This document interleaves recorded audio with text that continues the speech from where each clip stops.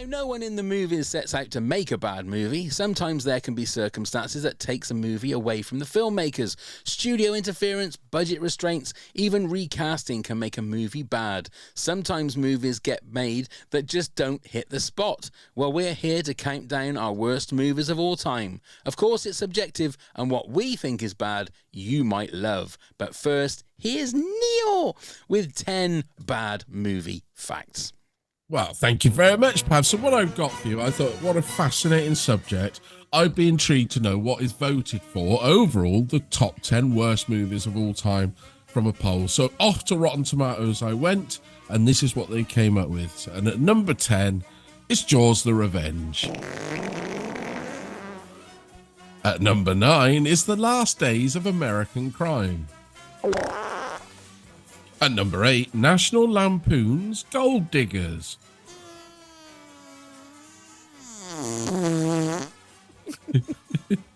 At number 7 is Super Baby's Baby Geniuses 2. At number 6, Pinocchio 2002 version. Please hold.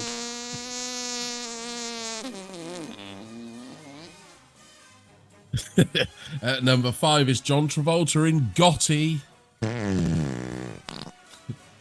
At number 4, Eddie Murphy's 1,000 Words. At number 3, Left Behind, starring Nick Cage. Please hold. It's like when I come off the codeine. At number 2, One Missed Call. Farts are never not funny. At number 1, voted for is Ballistic, Exxon versus Sever. Oh.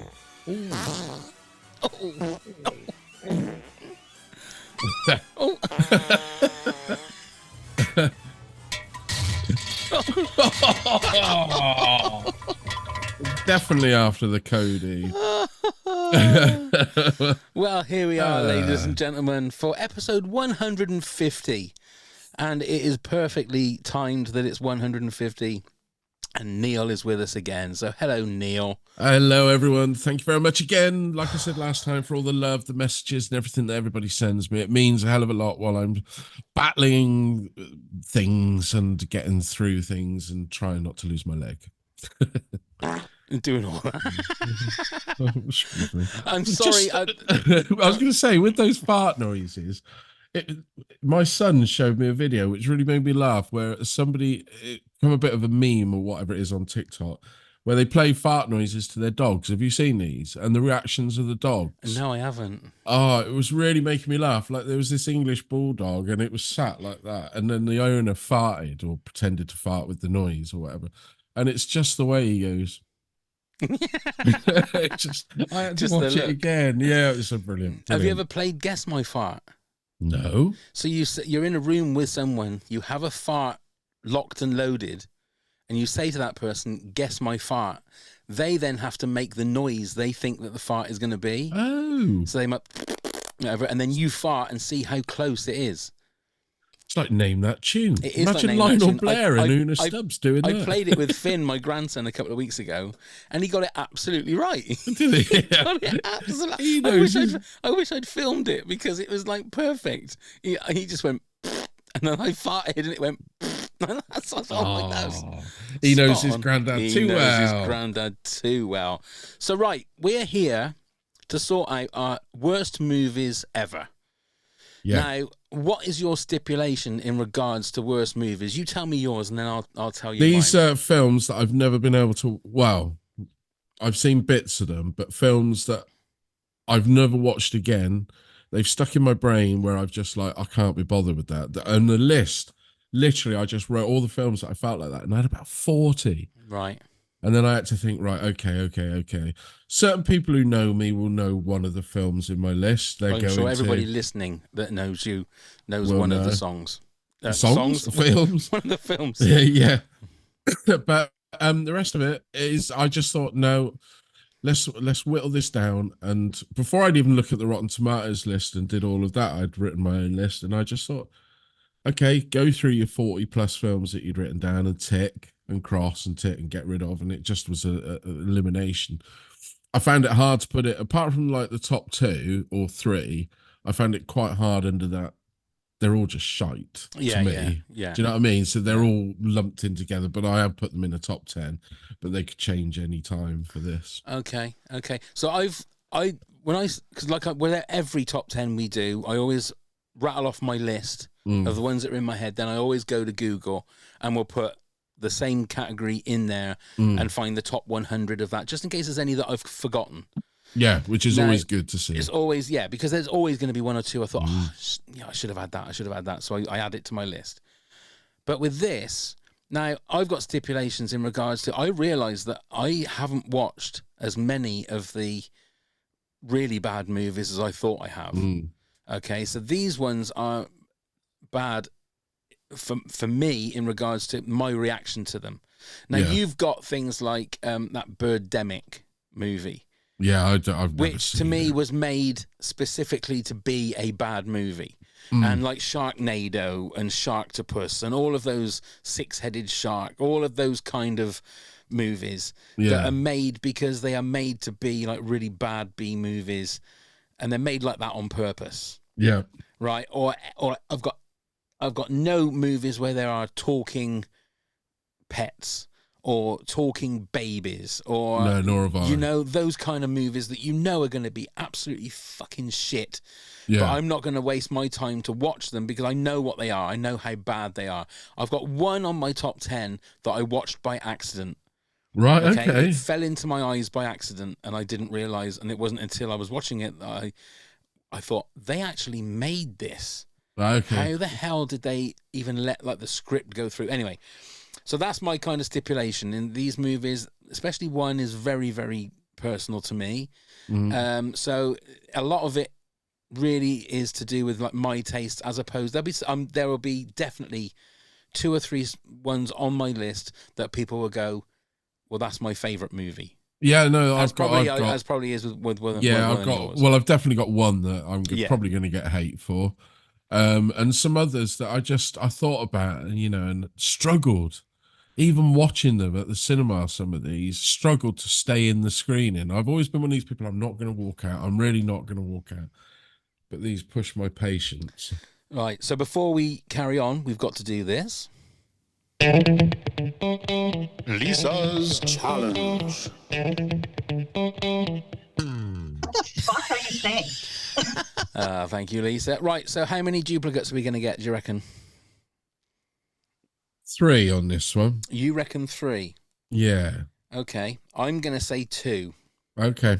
I won last week, I think. I won against Kieran on the or when I last recorded. I'll mark the ones that I think they are as well. Okay. Yeah, I think there's definitely 2. I mean, yeah, I can see definitely 1 that you're going to have. And maybe, yeah, I'm going to go for 2. Okay then, Neil. Hit us with your number 10. So I went to the cinema on the opening night when this film came out, and bear in mind this film is huge. I went with 2 lovely ladies. I sat in the middle of them for 50 Shades of Grey. Now this should have been. Oh shit! Press the wrong button. 50 Shades of Grey, right? Okay. Yeah. So this should have been wonderful for me. I was in my element. Popcorn trick? Did you use the popcorn? No. Well, I thought about it, settled down, only to be nudged about 45 minutes, 50 minutes in that I'd gone to sleep and was starting to make a snoring noise. Really? Yeah. It was dreadful, wasn't it? The acting. I've never seen it. I've never seen it. Okay. It was dreadful. I'd never read the book, but I went to see the film. I drove. I took these 2 lovely ladies with me who didn't enjoy the movie either, but they did enjoy the book. But so did you have ulterior motives in taking 2 young ladies to a movie as suggestive as 50 Shades of Grey? Well, no, they asked me if I would drive so they could have a drink because they know I don't drink. And I said, of course. And they paid for my ticket. And I thought... But in the back of your mind, you were still thinking... Yeah, 50 grades. This is going to get the girls a bit hot under the collar. I'm going to be their chaperone. So I bought a hot dog and I was all suggestive with it. Well, that's not. No. How does that No, I didn't. I'm with only you joking. being suggestive with it? Yeah, giving them hints, things like that. Here, but nothing here, came ladies, here I am doing fellatio with a hot dog sausage. This is going to get you hot. Yeah. I don't think how that works, Neil. Well, maybe get the two girls to eat both ends of the sausage and then finish in the middle like Lady and the Tramp. So I don't mind an erotically charged movie. Who doesn't? Who doesn't? There's nothing wrong with erotic. They don't do those kind of movies anymore. No, they're too scared. I was saying this the other day. I mean, has anybody seen the new House of Dragons? I've seen little bits of it, but nothing. Have you seen, was it last week's episode? No. Right. Okay. Now, we're British and we got used to things like the Kenny Everett show or Benny Hill being taken off, deemed sexist, deemed wrong, that scantily clad women running around. Okay, I thought that's fine. That's how we are now, and that's fine. I used to find it funny myself, but okay, I'll move with the times. House of Dragons shows fellatio last week. Okay. On screen. Okay. So we can't have a scantily clad woman in Britain's culture and things like that, but we're allowed to watch some woman noshing a bloke off now. But I mean, when you say noshing him off, I mean, with the hot dog, But I know it wasn't. I know it's prosthetic and everything like that. But part of me was, I'm not easily shocked. I'm really not. But part of me was thinking, I've seen toys for this program. Yeah, but then isn't that the Game of Thrones thing? That was the most extreme bit of Game of Thrones I think I've ever seen. Really? Not that it's fine. It's in, it is what it is, and it is what it is. You're such a prude, aren't you? But yeah, anyway, regardless, that was my little rant over. So 50 Shades there was nothing in 50 Shades that was erotic at all. Not at all. The acting was terrible. I mean, both very good-looking people as the couple, but I didn't really quite get what the purpose of it was. And like I said, I'd never read the book. I knew roughly that it was a bit of, B&M. B&M. Is that right? Is that it? I probably. Yeah, I mean, I've been in B&M looking for all the gear, and I can't find it. But it was just knocking off a hot dog, aren't you? That's the trouble. But yeah, it was just dreadful. It was boring. And anyway, they woke me up and I was watching it away and finished watching it. And I was just like struggling. And as soon as it got up, I said, I've got to go for a wee. I got up and got out, and they followed. They got another hot dog. Yeah. And met them outside, and they said, did you enjoy that? And I said, not at all. It was dreadful. It was boring. It was just diabolically bad. And they both said, we stayed because we thought you were enjoying it. I said, but I fell asleep. Oh, my God. I fell asleep. That's the Does worst. that not tell you anything? That's the worst. I mean, you could have saved yourself a whole night, couldn't you? Yeah. Oh, it was dreadful. It could have been in a lay-by somewhere. Yeah. Having a proper hot dog noshing session, couldn't you? A wobbly H. Wobbly H. Yeah, there you go. There's a throwback. But yeah, it was just dreadful. And I've never seen any of the sequels. I've no aspiration to watch that film again. It's a film that I'd rather forget. Right. But it gets worse as we go on, doesn't it? With the list. Indeed. Okay. I'm surprised you've never seen it. Sorry, pal. No, it's never. But that's the thing. I think I find these movies that people say are bad movies, and I don't. I mean, I suppose there's a couple movies that I would watch. There's one in my top 10 that I watched because it's classed as a bad movie. The rest of them, I think, I've got better things to watch. I'd rather watch another Carry On film, than waste my time watching a movie that everybody tells me is crap. So I just don't bother watching them. There's there's literally no point. This is a movie that I went to the cinema for. It was part of a trilogy, part of one of the first movie classed as one of the greatest movies ever. And I'm going for The Matrix Revolutions. Is that the most recent one? No. That's the third one. Okay, that was the third one. The first one, obviously, it in a long time. The first one obviously is great. It's cutting edge. It's iconic. The second one is okay, but when you watch it But now, dated very badly. it's dated badly because the CG is just not great. But the third one it just becomes where they're trying to be so clever, and they're trying, especially that what's the guy in the white suit? I can't remember what his name is. With all the where Neo goes in and he's got all the televisions behind him, and he's the oh god, I can't remember the name of the character. Architect. The architect, that's right. And it's all these long words that you need a thesaurus to find out what the fuck he's talking about. And you're thinking, no, you've lost me now.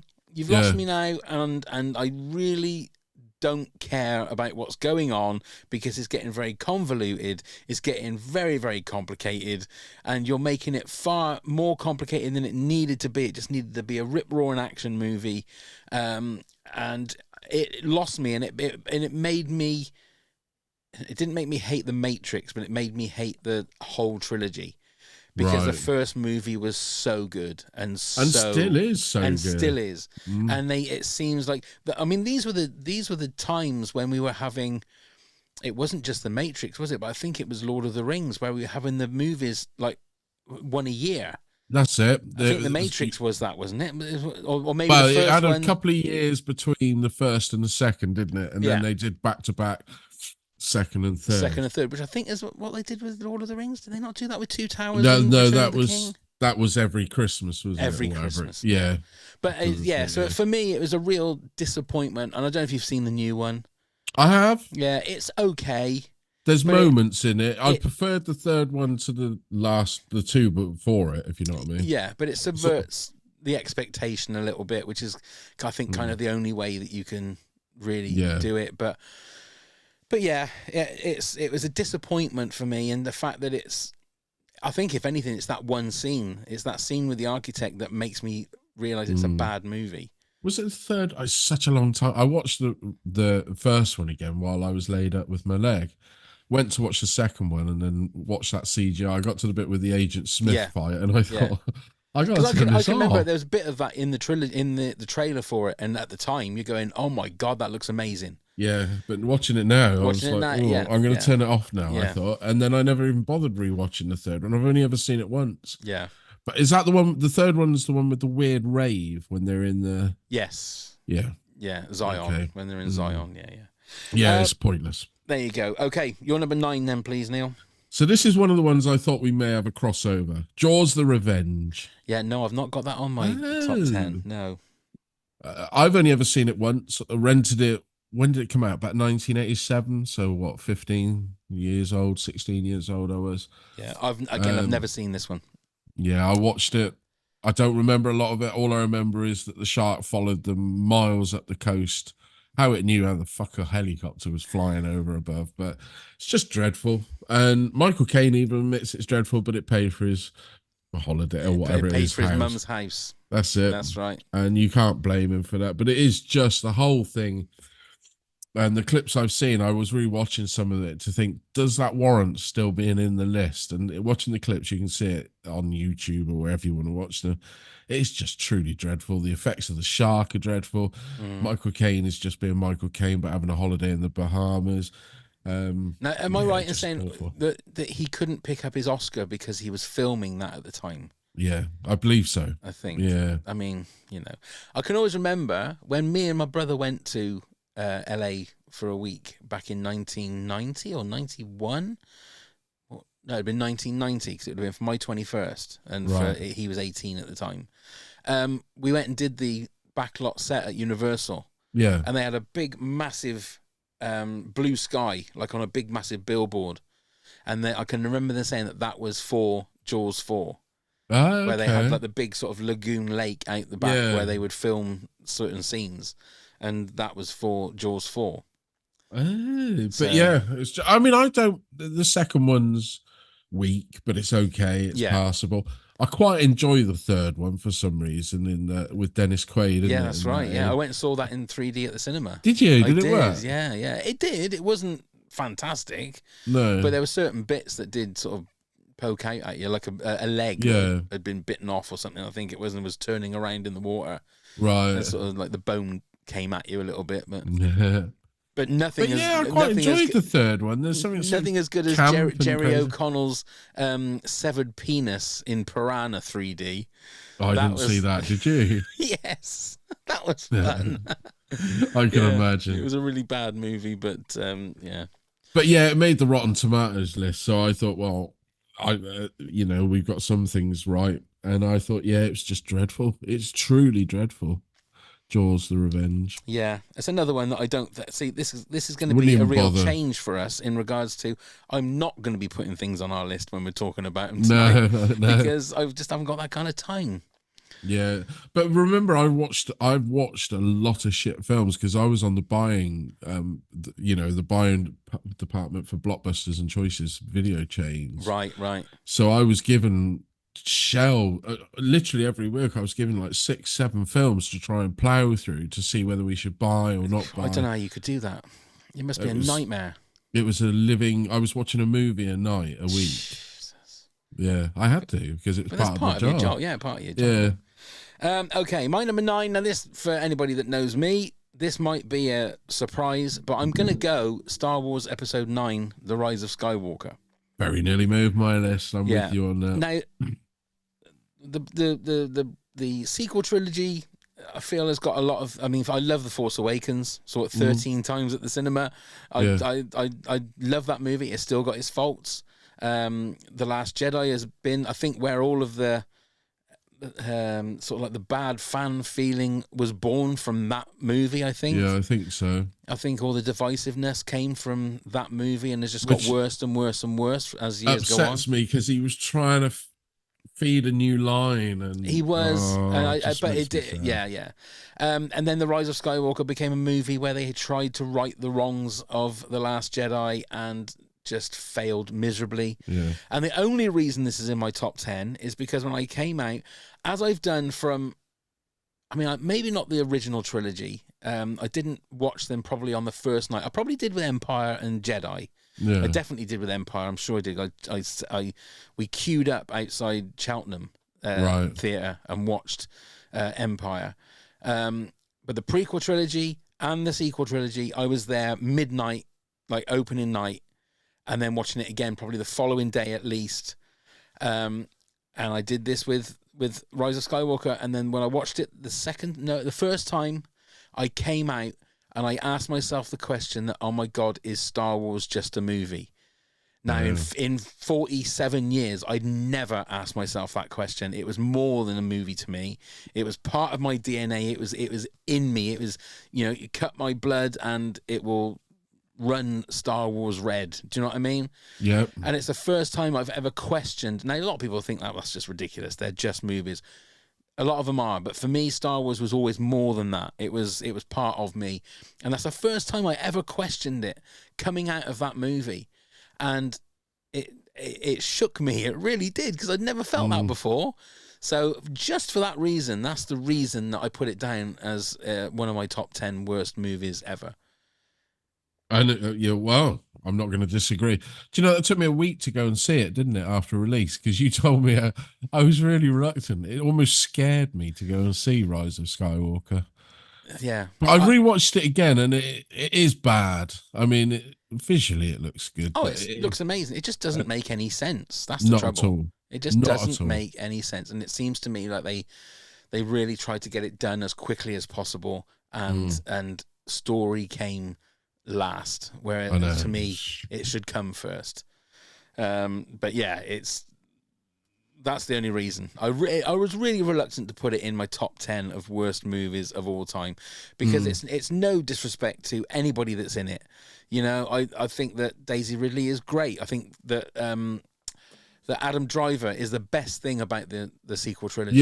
The fact that he plays it like it's Shakespeare. He plays it like it's the biggest role he's ever had. He's never winking at the camera. It's always done, and he's so good at it. I think it makes me think what a great actor he is because of how he plays it. He is a great actor. And they forgot about Finn and Poe. Exactly. What happened to them? Exactly. And there was so much that they could have done with it, and I know that they had the restraints of the fact that Carrie Fisher had passed away. But yeah, that's the reason it's in, because it made me question my whole life. So there you go. Right, your number 8 then, Neil. So up there in the realms of one of my favourite films is The Wicker Man, the Christopher Lee, Edward Woodward film. It's fantastic. It's brilliant. I love it to pieces. I've probably got about 3 versions of it where they keep restoring it. So when they brought out The Wicker Man starring Nick Cage and his name's it's left me. What was his name? The director, Neil. Anyway, but great movies he'd done before, Nurse Betty and everything like that. And I thought, okay, he's in good hands, The Wicker Man, until we watched it. And they lost all the charm, the folk, the eeriness all the way through it, and bastardized it. And then for the final scene, which, if you haven't seen it, listen away now. But when they burn Edward Woodward in The Wicker Man itself, and they're all singing around, swaying around him, it's honestly one of the most shocking bits of cinema. In this version, when they just put the bees on his head and things like that, you're like, what? I will put that scene in the video playlist for our Patreon top heads. It's Neil LaBute. Neil LaBute, that's it. Fantastic director, and I think it ruined his career pretty much. I don't think he did a lot afterward. I still think Nurse Betty is great piece of writing. He was going to be, he's a theatre man that came to the movies, and I thought, what can he do wrong with The Wicker Man? He did a lot wrong with it. They let Nicolas Cage just be over the top. They lost all the, I don't want to say charm, the folk, that legend that it builds up. The lore, yeah, from the first movie was gone, and you're like, where, why, what? And yeah, so much so that I saw it at the cinema with your brother actually. All right. And I have never watched it again, and it's stuck like a thorn in my side. That every time people think The Wicker Man, I always think of the Nicolas Cage version, which is wrong because I should be thinking of the original. But I'm thinking becomes of it infamous, doesn't it? That's it's so bad. It's just so bad. Everything's so bad about it. Yeah, and it's another one again. I've never watched it because of the reason that people always say that it's.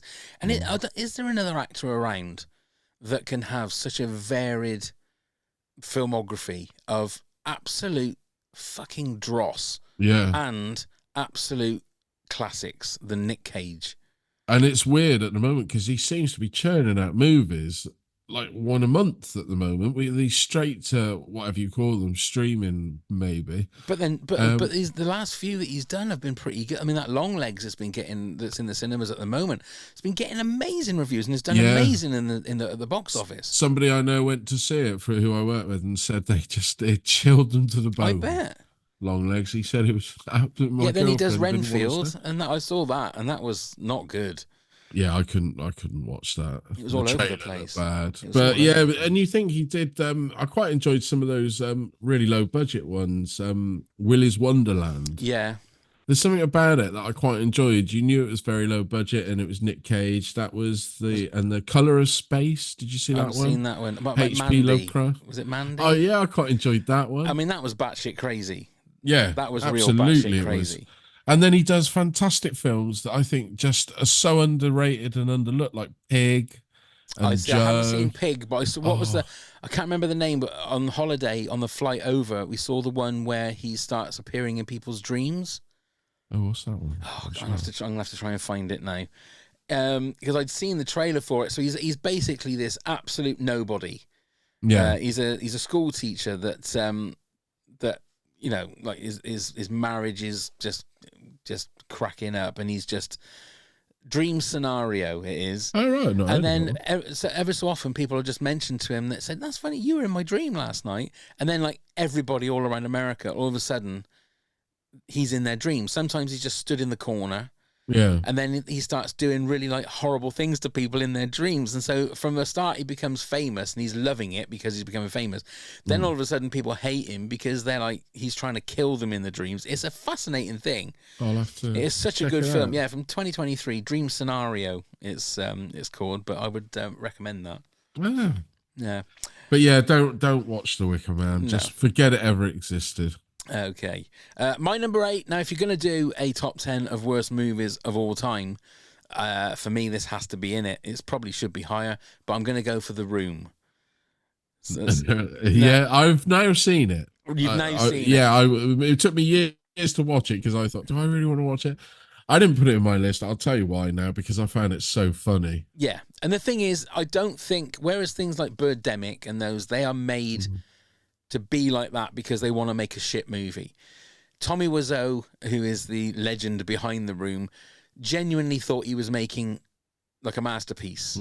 He genuinely thought that he was making a movie that is going to like change the world, and it is absolutely fucking awful. It is terribly made. It is got some terrible like CG. Well, it's not terrible CG, but it's got like CG where they're supposed to be on the top of a building, and but it's not. And all they're doing is throwing a football around them. It's got really unconvincing sex scenes in there. Yeah, and it's Tommy Wiseau being Tommy Wiseau, and there are so many. You know, you're tearing me apart, Lisa. Oh, hi, Mark, and all that kind of stuff. It just became memes. But fair play to him. It became a cult. He's made a fortune out of it. But it's just a terrible, terrible movie. Oh, it is a terrible movie, but it is very funny to watch how bad it is. And I think it's become quite enjoyable in the wrong way. And then the Seth Rogen, James Franco movie, The Disaster Artist, was made about the making of the movie. And I must admit, I'm not a massive James Franco fan. He was brilliant as Tommy Wiseau. He did do it well, didn't he? He was so good in that. Yeah. So if you don't want to watch... The thing is, I say if you don't want to watch The Room, watch The Disaster Artist. But I guarantee if you watch The Disaster Artist, you'll want to watch The Room. Because I watched The Disaster Artist first, because I kept holding off. I thought, do I really need to spend an hour and a half of my life watching this? And eventually I get around to it, and yeah, it's just... it was funny. I must admit, I think it's something that a lot of my top 10, I would say, don't go anywhere near it. Yeah. I would say just so that you can say that you've seen The Room. And that's the beauty of it, I think, is that people... I've spoken to people and I've said about The Room, and they said, I've never watched it. I go, oh, you've never seen The Room? It's kind of like one of those rites of passage things that you've got to go and do it. You've got to go and see The Room.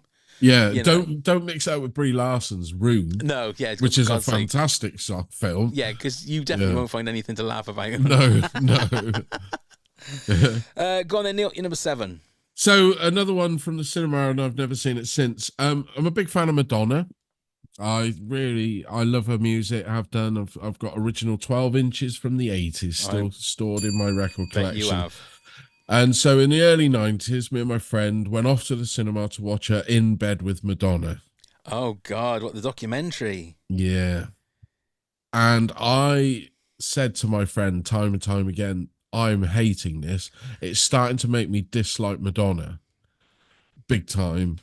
Can we go? And he said, no, I never walk it. And well, it was like a concert movie, wasn't it? But it had all supposed to be. It had all this black and white like footage in between, and where they're playing weird truth or dare games. So they called it truth or dare in America, and there's a lot of sexualized things and trying to be shocking that really wasn't shocking, and then insulting Kevin Costner. Oh yes, which is, I just thought, you're a bitch. Yeah.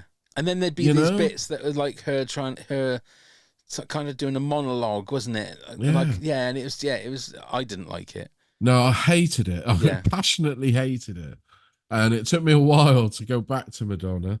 I even thought Swept Away was better than that. Oh my God! And I had to sit. I was about, when you said Madonna, I was about to write Swept Away on the list because I thought that is terrible. That is absolutely terrible, and Guy Ritchie should hang his head in shame. Yeah. Now I preferred that. That In Bed with Madonna was out around the same time as The Sex Book, wasn't it? No, The Sex Book was a bit later. That was a bit later, was it? Yeah.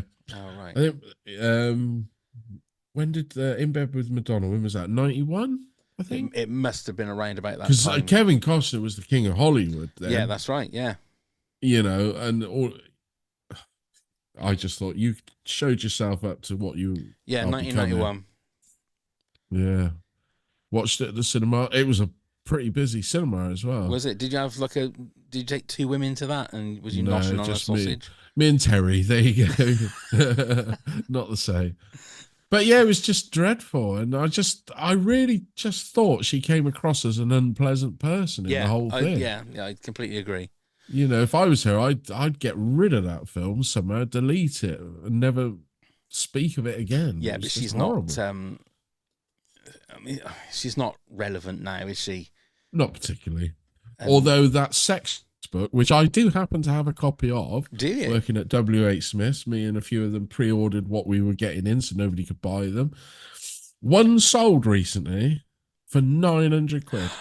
Because it had a metal cover, didn't it? Yeah. I was talking about this on another one of our episodes not long ago. I've literally got it. If we had an uncensored channel, I would go and get it out and show you. I mean, look, go and get it and just show us the cover. Well, just bear with I. There you go. It's weird. I mean, just so that people that are watching on YouTube can either be reminded or be shown that this is the sort of thing that artists would be bringing out. I mean, Madonna was always trying to be controversial and cutting edge.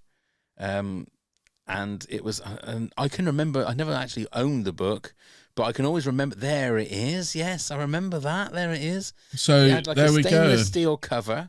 So you could wipe it clean. Yeah, indeed. A silver cover with the word sex was just embossed on it, wasn't it? I think. Yeah, just, you can see it just there embossed. Apparently there was, I can't remember how many thousands were made. Wow. I've even got the single still in there that came with it, the CD single. Wow, that's a little gold mine you got there. Yeah, be careful what pictures. Yeah, you I won't. But there we go. Yeah. Wow.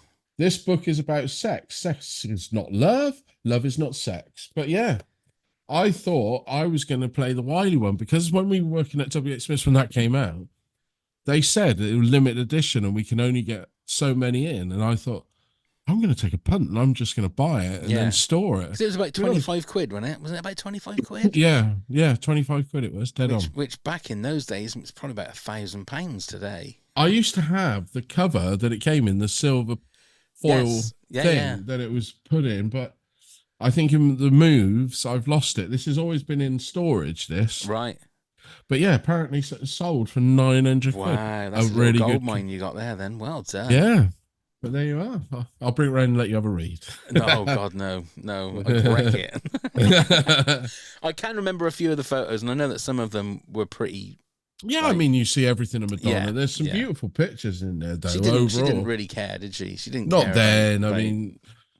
I mean, the pictures that always made me jump with the Vanilla Ice. I thought, hang on, what's he doing in there? That's right, yeah. But there are some actual beautiful pictures. Not just nude pictures. There genuinely is some stunning photography. Vanilla Ice. He was stopping. He was collaborating, and he was listening. Yeah, wasn't he? That's what he was doing. That's when she was completely nude, walking the streets of Hollywood, wasn't it? That's right. Yeah, yeah. Which is in the erotica video. Oh, those are the days. Okay, my number 7. Now, we've said before on this podcast, especially on the episode where we concentrated on this gentleman's whole career, if you like, that Keanu Reeves has great movies, and when he has bad movies, he has really bad movies.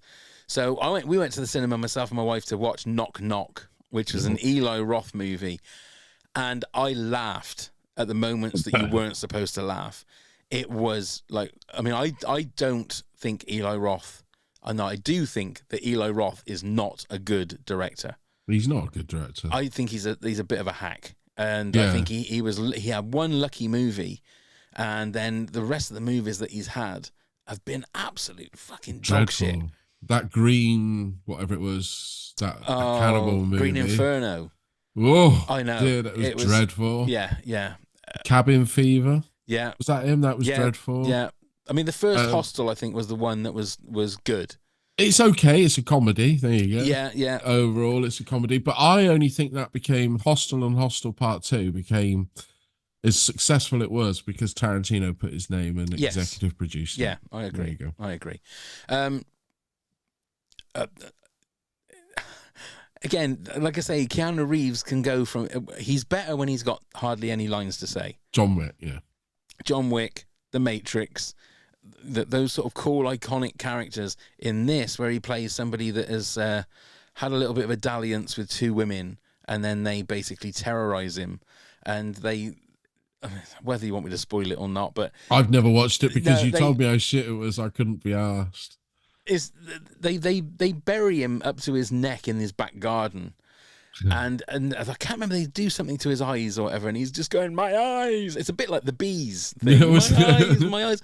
And I was laughing, and my missus was going, Gosh, don't laugh. I said, this is ridiculous. It was just like, it felt like it was a comedy, but it wasn't supposed to be.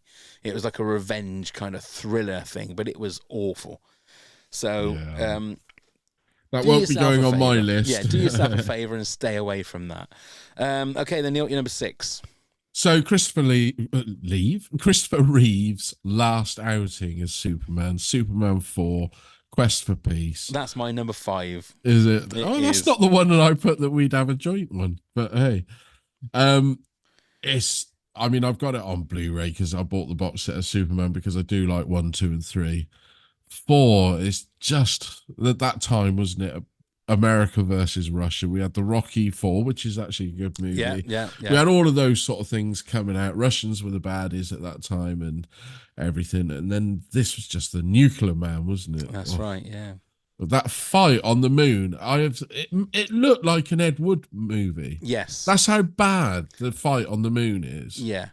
I would give it even though it's like one place higher in my top 10 than yours, there are caveats to it because apparently they run out of money and they ended up having to use so whenever you see Christopher Reeve flying towards the camera, it's the same footage every time. Oh, is it? Yeah, and they run out of money apparently, so they had to use footage that they'd used before, and that's why the special effects weren't particularly great in the movie. And I think Christopher Reeve took over a little bit in regards that he wanted it. The only reason he would come back was if Superman caused world peace, he had to save the world from, and it just seemed, it is like you said, it's just a complete mess. Yeah, the fact that Gene Hackman even came back as Lex Luthor, didn't he, in it? But didn't he get paid a whack? Oh yeah, it was like a Marlon Brando kind of deal. And he was also the voice of Nuclear Man. Was he? I didn't realise that. Yeah, he was the voice of Nuclear Man. But I saw that we were on holiday in Cornwall. Can't remember, a tiny little movie theatre in Cornwall, and we went to see it. I always remember just telling these young lads down the front who were about 8 or 9, parents had dropped them off when it was starting, shush. And then halfway through the movie they started talking again and I just didn't give a shit. I thought, this is awful. No wonder they're talking. And people give Superman 3 a lot of shit. I really enjoy Superman 3. So do I think Richard Pryor in that is fantastic. It's so good, and Pamela Stevenson's never looked better than she did in that. And it was just a lot of fun. It was everything that Superman movies in the Zack Snyder times weren't. It was fun, it was colourful, whereas obviously the Zack Snyder versions were dark and broody, miserable. But yeah, I think that's a great trilogy, 1, 2, and 3. Yeah, so do I. Yeah. I do think number 2 is better than number 1. Yeah, I agree. But number 1's a great start. Yeah, and then number 3, I'd happily sit and watch that. Yeah, in the trilogy. Yeah, I don't understand the hate for number 3. No, I don't. And the weird thing is, my number 6 leads on to that because I'm going for my number 6, the Joss Whedon version of Justice League. Oh yeah. Now, again, we went to the cinema to watch this, and for me, one of the worst decisions for a start of a movie is to have the Henry Cavill CGI'd moustache top lip blown up on a 70-foot screen or whatever it is. I can remember that the air was just sucked out of the whole place and everybody was looking at each other going, fuck, is this what it's going to be? And it was the biggest mess of a movie that I think I've ever seen in regards to what we were expecting and what we actually got. And again, Joss Whedon was flying high, wasn't he? Being doing the first 2 Avengers movies, and everybody loved everything he did. And then he came on because Zack Snyder had to step away because his daughter had committed suicide. So he came on. I think they rewrote it. Then Henry Cavill was filming the Mission Impossible movie and had a tash. Wasn't allowed to shave it off, so they had to CG it, and it was just terrible. And then you compare that to the 4-hour Justice League version of Zack Snyder. It is just a completely different movie, and it is so good. Yeah, I really like the Zack Snyder I cut. really like it. I just wanted it to continue when it ended. Yeah. I thought we need to see more of this. Yeah, and it was crazy. Now it was very close to going in my top 10 was the oh god, what was the Zack Snyder space movie? Rebel Moon. Oh yeah. We watched them when we were on holiday. We spent 2 nights watching part 1 and part 2. Absolute fucking drivel. Aren't they? Nothing about it is original at all. Did you read it? Did you hear his interview when he said that he was originally pitching to do the new Star Wars, and that was the nemesis of the story that he had for that? And Indeed. Shit. And the worst thing is that there are now, he's got the director's cuts coming out on Netflix, which I think are like 4 hours long, each one, where it says that, oh, you'll see the movie in a completely different way. Well, I fucking hope so, because yeah, I'll tell you what, mate, what you did with the 2.5 hour versions of part 1 and part 2, there was nothing in it that was worth watching. It just, I mean, number 1 when number 2, when number 2 came out, I've forgotten what had happened in number 1. Yes. Did you ever find that the same? I did find that, and we watched it 2 nights on the trot. Yeah, and I thought, hang on, that was completely forgettable. It was just noise and colour, wasn't it? That's all it was. Yeah, and then just slow motion stuff. So everything that was great about Justice League was what I thought really pissed me off in Rebel Moon.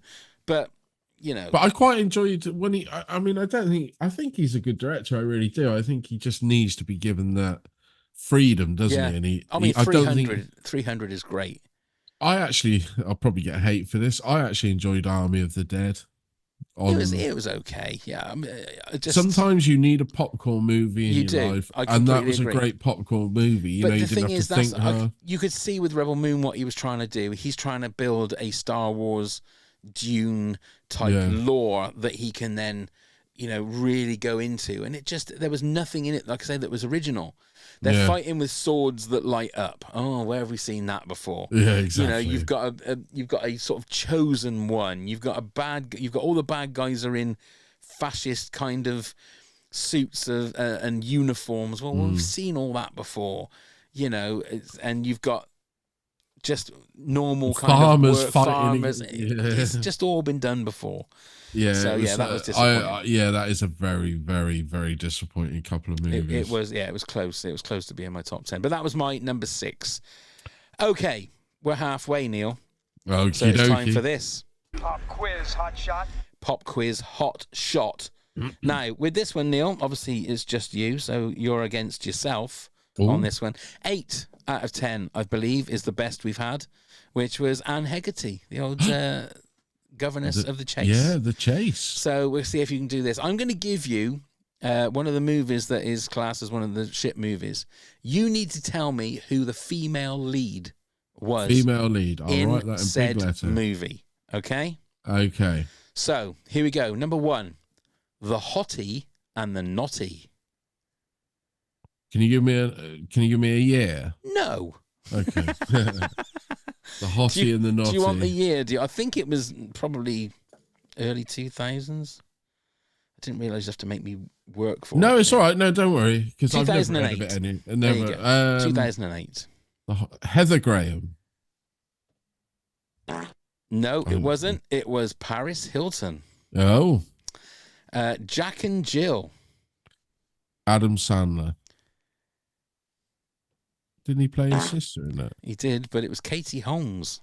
I'm saying actual woman. Oh, an actual woman. Okay, yeah. Sorry. Number 3, Disaster Movie. Is that Jamie Presley? No, it was Kim Kardashian. Ah, shit. Catwoman. Halle Berry. Correct. You got 1. Well done. Giggly or Jiggly? Jennifer Lopez. That's it. He's on fire now. Number 6, Ballistic X versus Sever. Lucy Liu. when I spoke about the blockbuster films, I had to watch that one, and it is as dreadful as it sounds. So much so that we had so many sent by Warner Brothers when they first did the cardboard DVD things, the horrible ones, that we decided if you bought, I can't remember what you bought, we would give you a free X and Sever DVD. Yeah. And wow. it'd only been out about a week. Oh my God. Okay, number 7, Glitter. That's Mariah Carey, isn't it? Well done. Number 8, Showgirls. Is it Elizabeth Barkley or Berkeley? Well done. And I like Showgirls. I'm going to I've stand never up for watched it. Showgirls. I've never watched it I think again it's because just great everyone goes on camp about fun. Oh, No, right. watch it. Enjoy it. It's fun. Okay. I disagree with it. Number 9, Some Kind of Beautiful.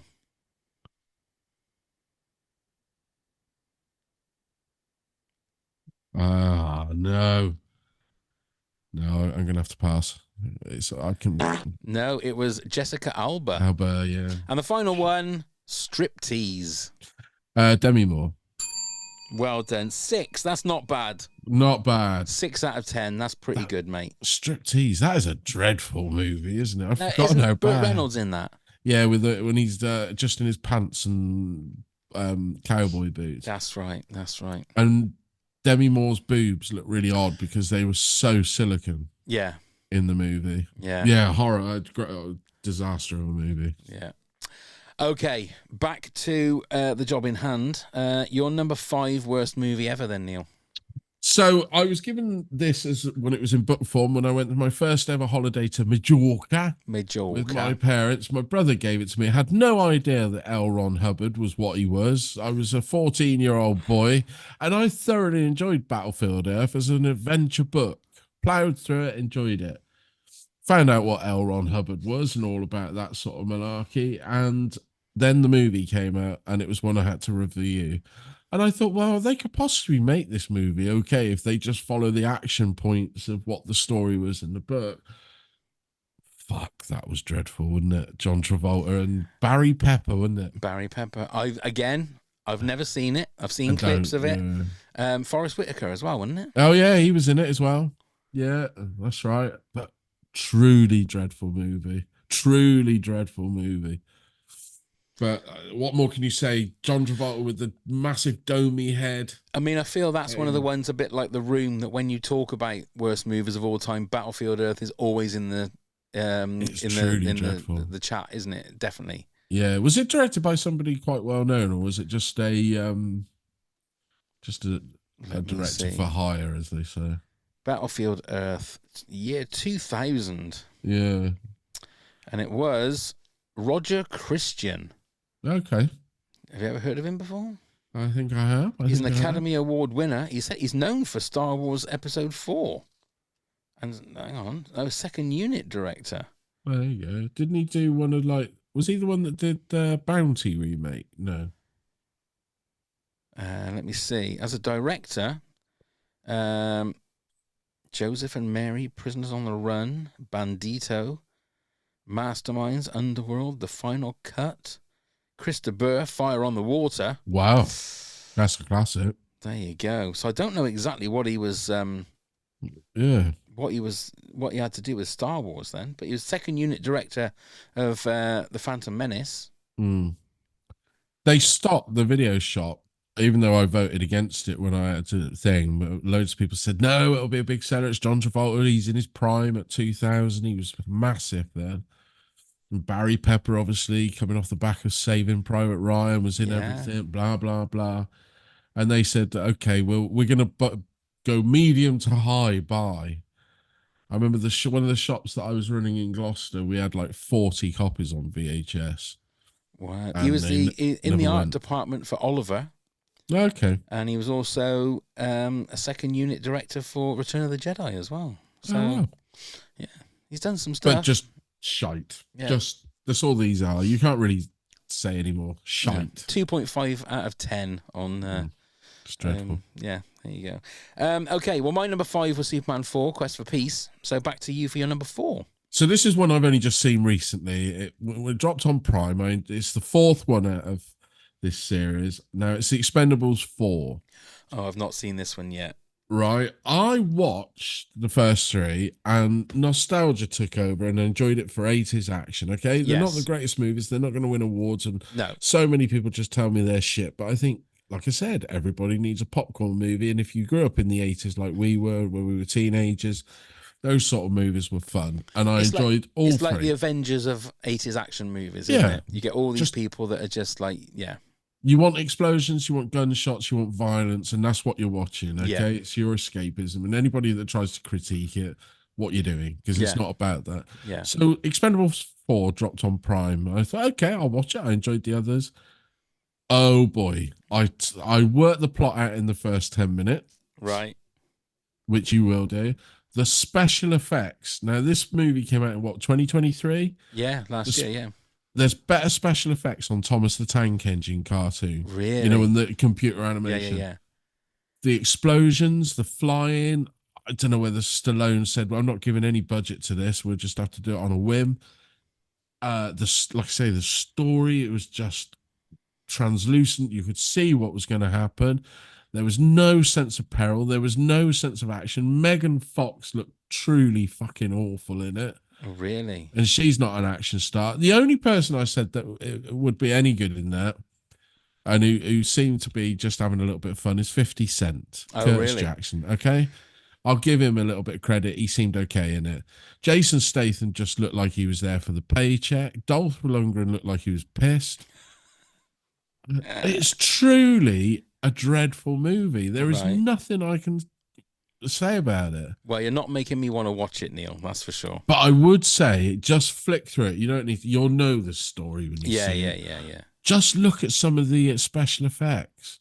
They are the CGI. It's so it's go Matrix. We talked about that. Makes that look amazing. Does it? It's that bad. See, you saying that, then it makes you want to watch it, doesn't Yeah, it? 'Cause yeah. you I just would. wanna I would see say just how bad it is. it really is dreadful. Right. Okay. I will put that one on the list. Yeah. Okay. My number 4. Now, this one, I feel you might have in your top 10 because this one means a lot to the two of us because we went and saw this when we were in London to go to the Star Wars. What was it? Star Wars celebration in 2016. 16, yeah. So it's Ghostbusters, but it's the Lady Ghostbusters. And not because it's the Lady Ghostbusters. No, but it's terrible. just to differentiate it from. Yeah. But it's the 2016 Paul Feig Ghostbusters. We came back to our Airbnb and did a like a review. You were better on it didn't we? than me. It's such a bad movie. It really is. It really doesn't do anything. I mean, you weren't there, but for our other podcast that we used to do, the WTAF, I spoke to Paul Feig because he was involved in the This Country American version, and it was so hard. I mean, I think if I remember correctly, I did mention it because I think I mentioned. I asked the question to him, what was it like about getting the kind of fan feedback about Ghostbusters? So I thought if you're talking to him, you've got to mention it. You can't not mention it. But I obviously didn't want to disrespect him by saying, well, that film was a load of shit, wasn't it? What the fuck were you thinking? I don't know about you. I mean, have you watched it since we saw it? No, not seen it at all. I literally have forgotten a lot of it. Yeah. It was I genuinely have. I think because it kind of pissed all over the original Ghostbusters and made it like they didn't react. It was the fact they didn't say that they were in the same universe, but then all of the actors were in the movie as different characters, which to me was like, well, that's just you're pissing all over the lore of it all. And then you're pulling your pants down and shitting all over it by having all the actors there and not having them as the characters from the original. Thank God they did Afterlife, isn't it? Yeah, and that seems to get a lot of shit as well. But I really like Afterlife. Well, so makes do me I. I think cry it's a sweet movie. every time. Yeah, the Frozen Empire was not as good. I've not watched that one Have yet. you I not? will watch it. It's okay, but Afterlife it's not. is like the original Ghostbusters. Yes. It's like an 80s film that we would have gone to see. Yes, I agree. It has the elements of that. It's gone back to that style, and I'm hoping more and more filmmakers start to do that now. Yeah, it was go back to these sort it's of really good. And so for me, it didn't work. I've seen again. I've mentioned the Red Letter Media Mr. Plinkett videos. He does one about Ghostbusters, the women's one, and he does emphasize the points that like they just let these. And I'm not a Melissa McCarthy fan. I'm not a Kate McKinnon fan. She was the worst in it. And that she was the worst of it. Gurning. Oh my God. Oh, get out. All that kind of stuff just really gets on my tits. The one thing that I've just realised that I thought I had it on my list and I've taken it off. And one thing that I hate in movies as well, I had yoga hoses on my list. Okay. And then it's obviously not on my list now. But anytime when you've got people dancing in a movie or playing pretending they're in a band or something, I fucking hate that because it's so false, especially drummers, because drummers, people who drum can drum. People who are pretending that they can drum can't drum. And Dan the Man Harper, if you're listening, you know exactly what I'm talking about because he's a drummer. You can you can always tell, can't you? And same as if you look at the video for Addicted to Love, where you've got the hotties behind Robert Palmer. You can tell. I mean, obviously they can't because they're models. They can't play, and they're not playing chords. And I'm terrible with things like that. I want to see them playing the chords that they're playing. Or you must have hated Top of the Pops. Oh my God! Don't get me started. Don't get me started. But yeah, so for Ghostbusters, I don't even know why I said that when it comes to Ghostbusters. Why did I say that? Because they were pretending. Yeah, and I think it was the gurning, the Kate McKinnon gurning, and like she's dancing, and there's always the scene where they're doing it, where they're dancing, and then I think it was always cut into who was the other? What's the name of the other one? You had Kate McKinnon, you had Melissa McCarthy, and you had Kirsten Wiig. And it cuts to her, and she's like reacting to Kate McKinnon doing all these, and it's just horrible. It's just horrible. A waste of time. Waste of time. Yeah, never seen it since. No. Probably never will. And again, I will stipulate for all of you people that are going to say, "Oh, you're misogynistic and you're sexist." It's not because it was that they were women. It was because it was a badly written, very badly written. The movie. Dialogue was awful. Yeah, and it was like we've got funny people, so let's let them just riff and keep riffing and keep riffing. And in the end, that kind of stuff just gets tiring because they're hitting you over the head with like the sort of stuff that Melissa McCarthy says, and she thinks it's funny, and it's not. Whereas you compare that to the original Ghostbusters, they are beautifully crafted jokes, and the thing that Dan Aykroyd is brilliant at is using like minutia and props and stuff, but making it into a joke. And the joke is crafted, then it's little bits are shaved off to make it this perfect little thing with perfect timing and perfect acting. And there's nothing there. There's no fat on it. It's exactly what it needs to be. Whereas with that kind of like the Melissa McCarthy, Paul Feig kind of humor, it's let's turn the camera on and let them like there's like behind the scenes where they're doing the job interview with Chris Hemsworth, and they just let the camera roll for 45 minutes, and they're just riffing for 45 minutes, and you're thinking, okay, yeah, to be there must have been fun. Yeah. To be one of the people behind the camera must have been a fucking nightmare because you thought, shit, we could have been done like 35 minutes ago. Just drag and drag and drag. So yeah, so that's it for me. It's not because they're women. Thank you. No, I'm with you on that. Right then, Neil, you're number 3. So this is another one that I did. Why did I end up watching this? I was given it. Somebody gave me it. Movie 43. It's a Farrelly film, and it's a collection of short stories. I almost said Hugh Grant, Hugh Jackman with the bollocks on his chin, all of that. That's the only bit I've ever seen of this movie, and I actually laughed at that. When it's in context of the film, you'll understand why. Right. There's all sorts of famous people throughout. I think Emma Stone's even in it, isn't she? And all sorts of famous people. Not one iota of it is funny. Really? It is bad. Really? I would imagine a lot of them have taken it off their own IMDb page. It's that bad. It is truly dreadful. There's not anything in it that you could say is good, funny, or anything. Just terrible. Every short story is Emma Stone, Stephen Merchant, Richard Gere, Lee Schreiber, Dennis Quaid, Greg Kinnear. Yeah, it's got a fantastic cast. Wow, Seth MacFarlane, Hugh Jackman, Kate Winslet. Yeah. Wow. And it's just awful. Naomi Watts, Jeremy Allen White from The Bear. Yeah. Anna Faris, Chris Pratt. What year was it? That was 2013. Yeah. Who lent me that Kieran DVD? Culkin. Wow. See this, they said. Watch this and tell me what you think. Do you think it's a classic with the cast it is? And I literally Halle sat there Berry? thinking.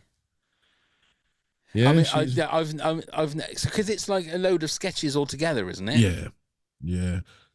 Do you remember years ago? I think Bill Murray was in it. Loose Shoes. Was it Loose Shoes? No. Which was a series of sketches. Yeah. Where they all got together and there's a few famous. I remember Kentucky Fried Movie. Yeah, which is another one. The same kind of thing. And I right. remember I'd never seen it, and I watched like the first 20 minutes of it, and I was pissing myself Yeah, laughing that's because it was very like, funny. it was like really, really good. Yeah. I mean, I've only seen, like I said, that one little bit of movie 43, but every worst movie list I've seen, this is very, very high on it. It's somebody that they let somebody write it who didn't have a sense of humour. Wow. So who did write it? Probably the Farrelly. Rocky Russo. It's dreadful. It seriously is dreadful. Jeremy Sosenko. And then a few other people. Yeah, there you go. Dreadful. Just, should be cast off into the pits of hell. Well, there you go. Well, it's in your top 10, so that's near there. Okay, my number 3. Now, I was sat... my wife was watching a film a couple of months ago now, and I came in and just sat down and started watching it as well. And normally I would just be on my phone and not bothering, but I started realizing just how bad this movie was, and I thought I've got to watch some more of this and it was Big Fat Greek Wedding 3. Oh no! Okay, now I've not watched any of them. Okay. Yeah. But it was the fact that I had to go onto IMDb to see what the story of this movie was, because there were scenes in it that like didn't make any sense.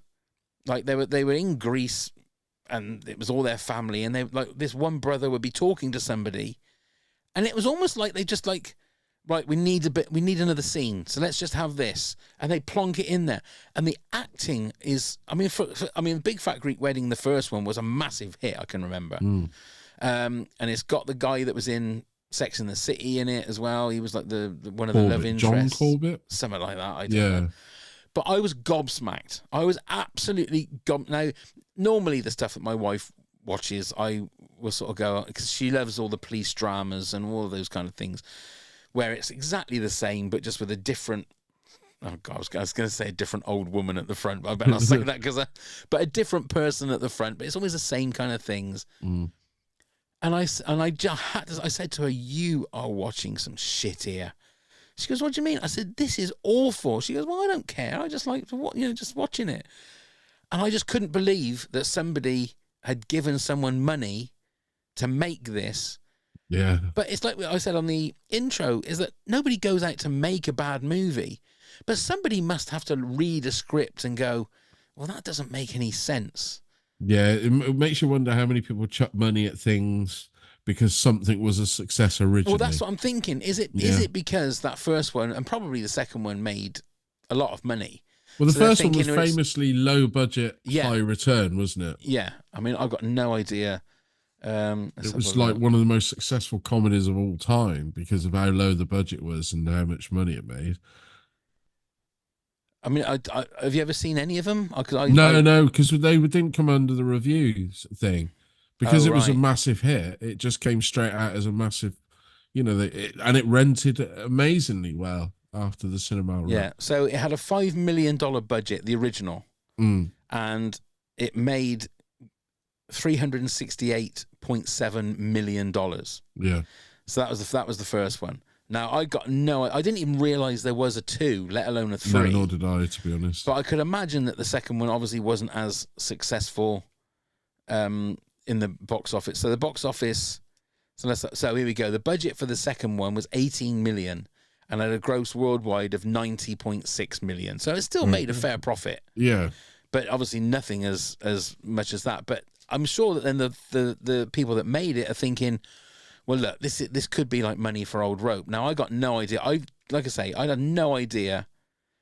So it had a $10 million budget, the third one, and a gross worldwide profit of 38.8 million. So it still made, it still made nearly 4 times its budget. So it made a profit. Yeah. But it just shows you how much it's dipped. We've gone from like the amazing profit of the original movie. But then it's still, if any movie makes 4 times its budget, It's a success, isn't it? yeah, you look at it with. Normally they say that you got to double the budget to add all the extras that go in there, you know, like publicity and all that kind of stuff. It still made $20 million.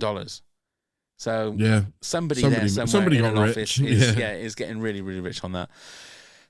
Okay, you're number 2, Neil. So this is the one that if everybody knows me will know that I really do not like this film. It's Titanic. Apologies. Wrote it down before you even said it. Yeah, apologies everyone. Apologies. I understand technically it's a well-made film. Okay, don't start badgering me that it's well-made and that. My problem is it's the most boring film I think I have ever seen. I had no empathy for anybody in the film. I didn't give a shit whether they drowned or survived. Yeah. It was far too overlong, and the sinking. I know the length of the movie was to represent how long it took the Titanic to sink. Blah blah blah. Oh, was it? Is that the reason? Apparently, so I read it somewhere, and all of this, but I love Leo. I love Kate. Together in that movie, I felt they had no chemistry. The whole thing, what's his name, Billy Zane and all of that. Billy Zane. When I went to see this at the cinema, my girlfriend at the time was mad to see it. She became one of the junkies that loved it. She took me on the opening night and we sat there, and I was a smoker at the time. And I don't think I've had so many cigarettes in a 3-hour period.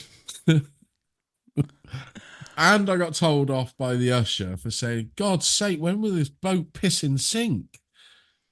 Out loud, because I was getting so frustrated. I don't know. I cannot bear the movie. I think it's just over glorious wank. It's just terrible. It's just... And see, that's like the movie you should have been noshing on a hot dog, I tell you. Yeah. I think Raise the Titanic, the old Lou Grade film, is better than Titanic. Okay. There you go.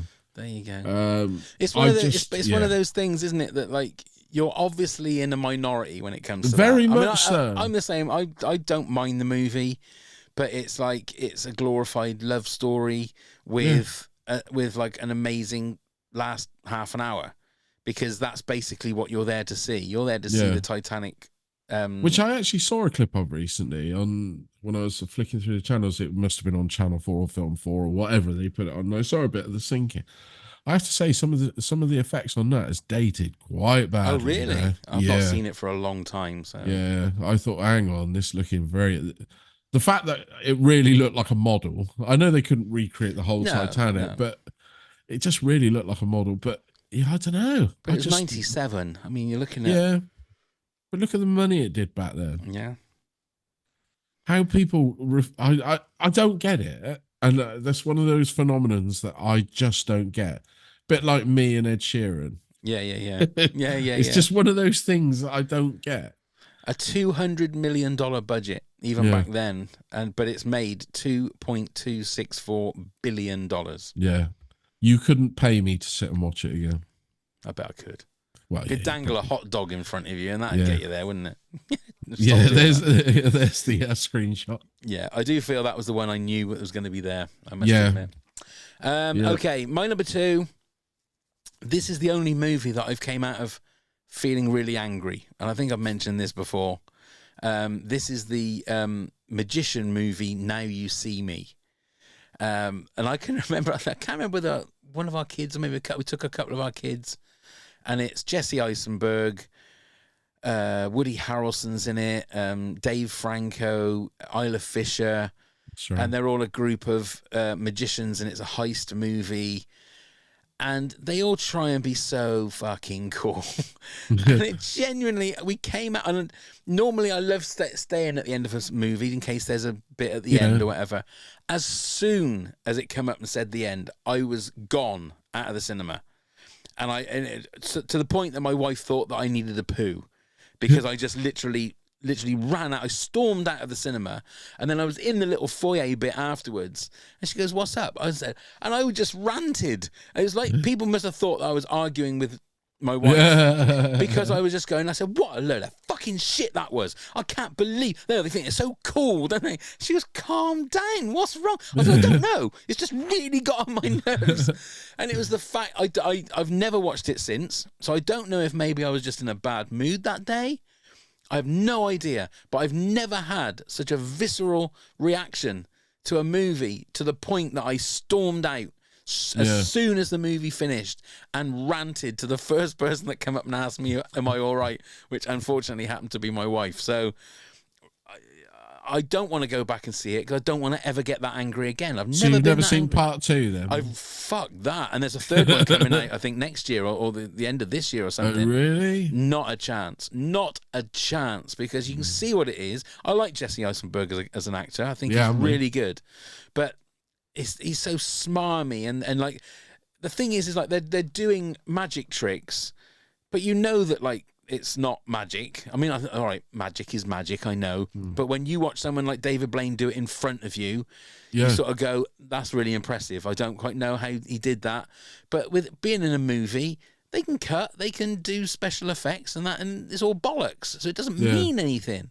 And I know it's a story. It's not real magic. And I know there isn't real magic. Jesus, I'm getting myself angry about it already, and I've not watched it again. But Just have you don't seen watch it? Have you seen I it? have, yeah. I can't really remember a lot about it. I seem to remember that they were in Vegas and then appeared in France or Something like that. Yeah. Yeah, I think I've seen the second one because the second one's got Harry Potter in it. Daniel Radcliffe, I should say. Harry Potter. Yeah, talking of magic.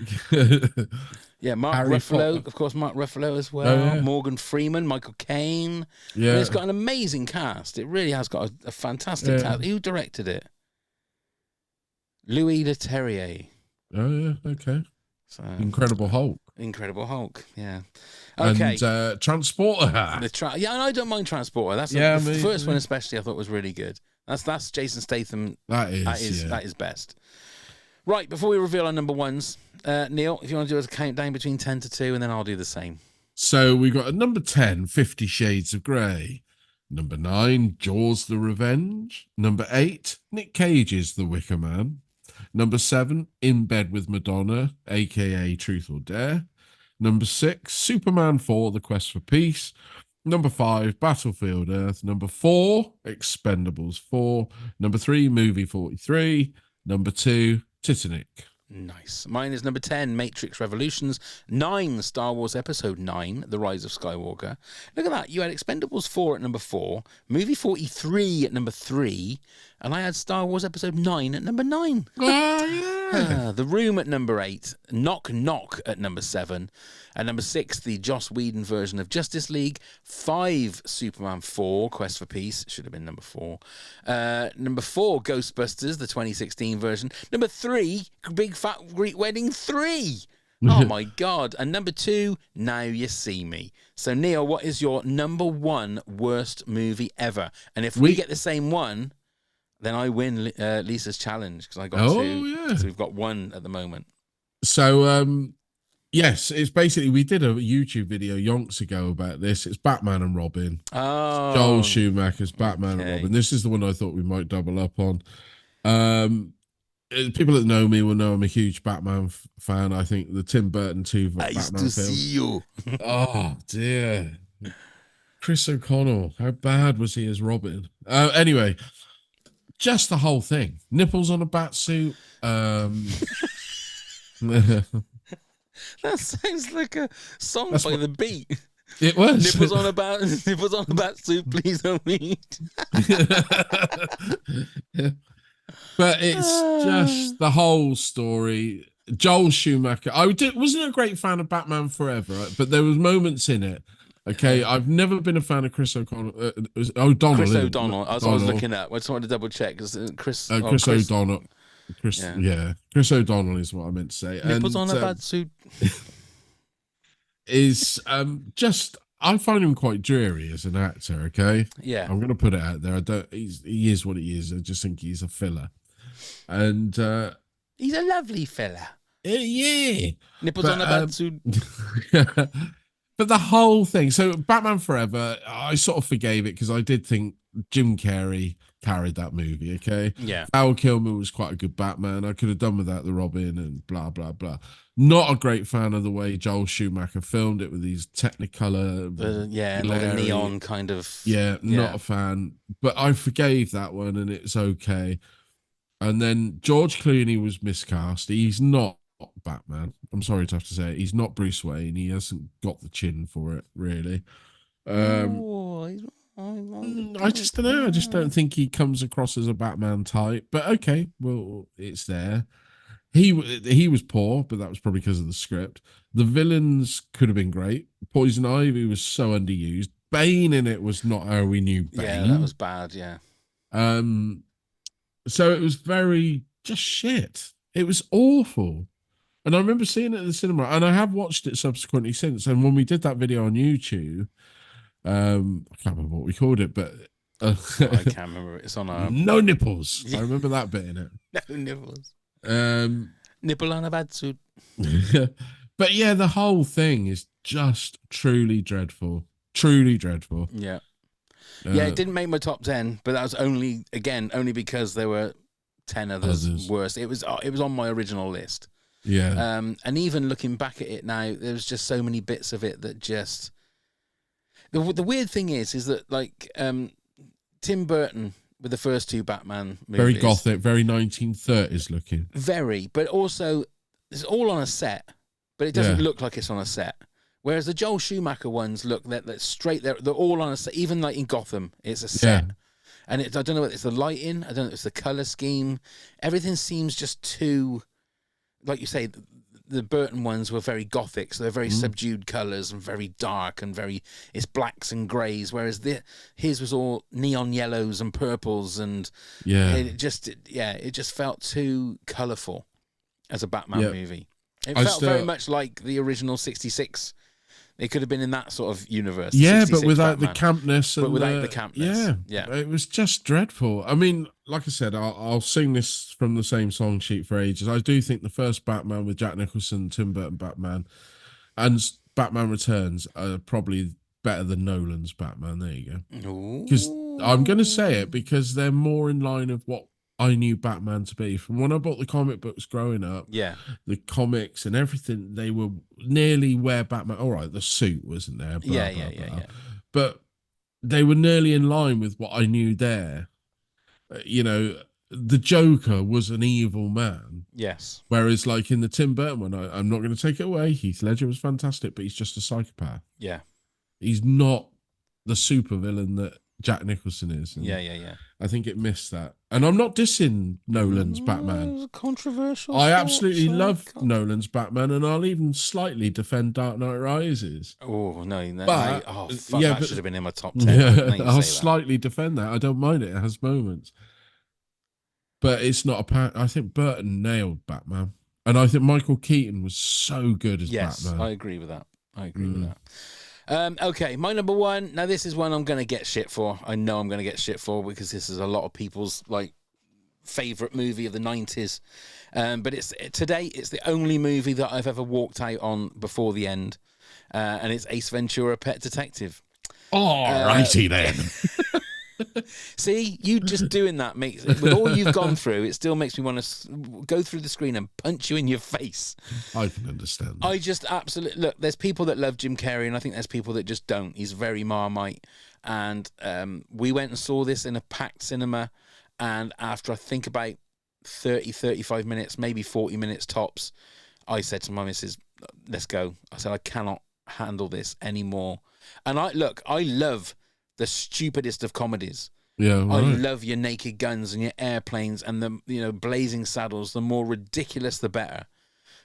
Carry on films. Anything that's stupid is in my wheelhouse. But there was nothing I found about Ace Ventura I find funny. I just didn't find funny at all. And it was just the constant gurning and I've always said that with Dumb and Dumber, there's a reason that he's like he is. There's an absolute reason that he's like he is. So I like Dumb and Dumber. I think that's a great comedy movie. And the mask again. He's got a reason. When he's not got the mask on, he's not normal, doing the gurning of his face. So there's a reason for that. As the character of Ace Ventura, there was no reason that he does all that stupid walking and all that. Oh, it just really pissed me off. And it's a movie that I've watched 35 minutes of it, and you've still not seen it anymore. We'll never watch it. Isn't Courtney Cox in it? Is she? I don't know. Maybe, I believe possibly. I might be wrong. I think isn't. Yeah, I think you're right. I think isn't it about? It's like the Miami Dolphins or something. I think that was something to do with it. One of the bits that I haven't seen it for years, but one of the bits I always felt a bit uncomfortable was what was I going to say? So it hasn't aged well. Is it the bit where the transsexual bit? Right. Okay. There's a bit in there. It's not aged well. Well, it never aged back then. I thought, hang on, it was sort of like trying to Mickey Take the Crying Game. It sort of came out. Oh right. Okay. And we always remember how great the Crying Game is and how fantastic it all is. I might have seen a couple of clips of it, but I haven't seen all of it, so I can't attest to that. Right back then, I found that problematic. There you go. That's weird for you, Neil. I mean, you love a hot dog. Yeah. Hot dog, we've got frog. Albuquerque. We've got loads of honourable mentions here, so thank you very much for everybody for getting in touch. Darren Brown, Left Behind with Nicolas Cage. I wanted to turn it off 20 minutes into, but kept going with it. Should have gone with my instinct. That was in your It was. list, It was number 3 from the Rotten Tomatoes list. There you go. Harry Jerome, Holmes and Watson. I've seen that, and it is not good. It is not good. I couldn't even bring myself to watch it. Aaron Capone Langan said, I recently watched Nightmare on Elm Street 3, Garbage, Hot Garbage, where it became Freddy not really being scary anymore and became about him calling people bitch and doing weird crap, not terrorizing. Maria Pereira, Eat, Pray, Love. Only movie I've ever walked out on. It was so awful. Jeanette Deakins, Zombievers. There are no words. And I think our friend Robert, oh Christ, see, I'm sure I'm getting Alzheimer's because my brain just keeps going. The guy from The Office that we spent time. Bobby Schaefer. Bobby Schaefer. I'm sure he was in Zombievers. Debbie Chambers. Now, Debbie is my cousin, and she says Waterworld. Kevin Costner. All Debbie. that money spent on utter shite. I'm sorry, Debbie. You're wrong. I disagree. Yeah, Waterworld is a great, great movie. Sarah Orr, Mamma Mia, made my eyes bleed. Erin Peterson said The Twilight Saga, Breaking Dawn Part 2. Stu Grant said The Matrix... here we go. So Matrix Resurrection, Under Paris, Wicker Man Cage version, Shock Treatment, any Die Hard after Vengeance, Blue Brothers 2000, any Evil Dead after Army of Darkness, Face Off. I disagree with that. Okay. That new one, Evil Dead Is it Rises? That Something new like one? that, yeah. Was that? Yeah, I really enjoyed that. Did you? Okay. Yeah. Face Off. Seriously, go back and watch this now. Bloody awful. Loved it at the time. Ghostbusters, McCarthy version. Movie 43. Sausage Party. The entire Transformers franchise. Paul. American Psycho 2. S. Darko. All 3 Human Centipede movies, especially the second one. Underworld. You know I could go on, but I'll leave it there. So there you go. At Just This One Me, Leave the World Behind was shockingly shite. I had high expectations for this movie after the success of Mr. Robot, but it was as dull as dishwater. Now, isn't that the one with Ethan Hawke and Julia Roberts? Can't remember. I don't think I've ever seen that one. I think it is. I'm just going to have a quick look. Because I think that's the one where they're on the beach and all of a sudden, Julia Roberts, Mahershala Ali, and I'm pretty sure it's Ethan Hawke. Yeah. Okay. Jonathan Carrillo, M. Night Shyamalan's The Last Airbender. Kirsten Prin says, came here to say this, that she agrees with Jonathan. I hated it so much. And David, says, while it was a huge letdown from a pure standalone movie, ignoring the source material standpoint, it's no worse than a lot of 80s movies that people loved, but when you rewatch them, they aren't that great. Jennifer Lowe Fanouf says, Manos, The Hands of Fate. You ever heard of that one? No. With The Room as a close second. Nancy Bush, Ender's Game was pretty bad. That was terrible. Yeah? Yeah. Okay. Like, I get not putting in certain things for sake of running time, but they left out some vital things that should have been included. Oh, and Blair Witch. David, again says Samurai Cop, Lance Gallo, Cucamonga Heat. Yeah, you'll get paid plenty for any of our Teabagger friends and Kevin and Bean friends. They'll understand that one. Robert Gill, I Heart Huckabees is up there. Kim Mendes says Dumb and Dumber and Little Nicky. Bobby Egan, The Happening. Ross Carpenter said Constantine and Tim Burton's Charlie and the Chocolate Factory. The later Jurassic Worlds were also too commercial. Auctioning off dinosaurs? That's mental. So sling one of the newer ones in. Jody Coop Yokota, Happy Scrappy Hero Pup. Jane Gomez, Tag Team, JCVD, Dennis Rodman and Mickey York. Oh, that's a cast, that is. Rochelle Weiss says Ticket to Paradise. So disappointing. I think I might have enjoyed my time more if I spent the time ogling pictures of George on my phone. And I think that's George Clooney and Julia Roberts. And Julia Roberts again. Corrine Pastor, Sex and the City 2, pure garbage. Now, Janine Bender, she's put Raiders of the Lost Ark, Crystal Skull was definitely a bit of a letdown for me. So I'm assuming... She meant Indiana Jones. She meant Indiana Jones and the Kingdom of the Crystal Skull, because I don't think anybody would put Raiders of the Lost Ark in a... No, I was going to say one of the most perfect movies ever made. Yeah, but Kingdom of the Crystal Skull, I think is what Janine means. Dale Richard, Titanic. Jason Luce, Wolf Creek, or anything with Tom Cruise. I didn't know Tom Cruise was in Wolf Creek. Oh, there you go. Dawn Sardella Ayers, back when we used to have bad movie nights, think Valley of the Dolls or Showgirls. I made the mistake of picking Lindsay Lohan's I Know Who Killed Me. We'd watched everything from the Star Wars Holiday Special to the Brady Variety Hour, but nothing was so bad it's bad as the Lohan flick.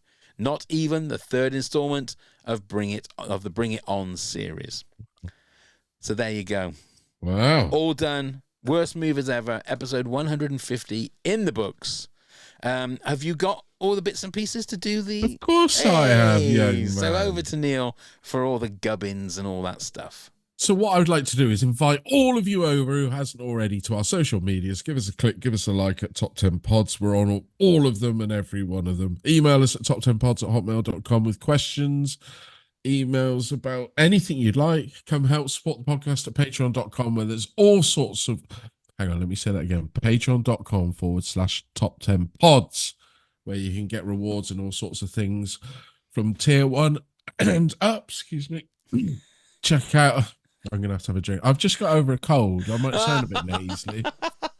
We're so close, Neil. We're so close to the end. My voice was just drying out. Check out all of our links via the LINKTREE. You can find the link in the show notes. And please come and subscribe and leave a rating and review wherever you get your podcast from. Thank you. Perfectly done. Neil, it's been an absolute pleasure again. Always a joy. And once again, thank you everybody that has been in touch with me. You lift my spirits. Just get him a hot dog. That's all he needs. With onions. Yes. So thank you, Neil. And we'll see you again next month. Yeah, come back again next Absolutely, month. I'll be back. Wonderful. I'll be back. I'll be back. So that's it. Thank you very much from me. Thank you from Neil. And everybody, nipples on the bat suit.